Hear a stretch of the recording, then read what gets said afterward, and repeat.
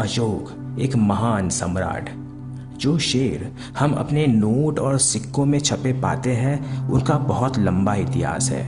बहुत पहले उन्हें पत्थर पर नक्शीकाम करके एक विशाल खंबे के ऊपर सारनाथ में रखा गया था। सम्राट अशोक इतिहास के सबसे महान राजाओं में से एक है और उनके आदेश पर बड़ी बड़ी शिलाओं पर शिलालेख खुदवाए गए। इन शिलालेखों पर क्या लिखा हो सकता है, ये जानने से पहले हम इस बात का पता करते हैं कि सम्राट अशोक के राज्य को साम्राज्य क्यों कहा जाता है। सम्राट अशोक ने जिस साम्राज्य पर शासन किया उसकी स्थापना उनके दादा चंद्रगुप्त मौर्य ने 2300 साल से भी पहले की थी। चंद्रगुप्त को आचार्य चाणक्य का समर्थन था, जो कि एक विद्वान थे। चाणक्य के महान विचारों को अर्थशास्त्र में लिखा गया है। सम्राट अशोक के साम्राज्य में बहुत से महत्वपूर्ण शहर थे, जैसे राजधानी पाटलिपुत्र, तक्षशिला और उज्जैन। तक्षशिला उत्तर पश्चिम के लोगों का द्वार था और उज्जैन उत्तर दक्षिण के मार्ग में था, जहां पर बड़े बड़े व्यापार, शिल्पकार और अधिकारी रहते थे। साम्राज्य के अन्य जगहों पर किसान और चरवाहे रहते थे। भारत के केंद्र में रहने वाले लोग जंगल के पास रहते थे, जिनका जीवन जंगलों से उत्पन्न होने वाली पदार्थों पर और जानवरों पर निर्भर था।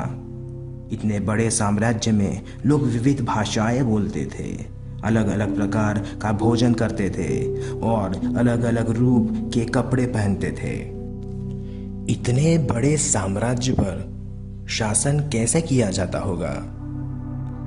जैसे कि ये साम्राज्य बहुत बड़ा था तो इसके विविध क्षेत्र विविध पद्धति से शासित होते थे। हालांकि राजधानी पाटलिपुत्र का क्षेत्र स्वयं सम्राट नियंत्रित करते थे और इतने बड़े साम्राज्य में जनता से कर वसूलने के लिए अधिकारी नियुक्त होते थे। कर किसानों से, चरवाहों से, शिल्पकारों से और व्यापारियों से वसूला जाता था। सम्राट की आदेश का पालन जो नहीं करता था उसे अधिकारी दंड करते थे।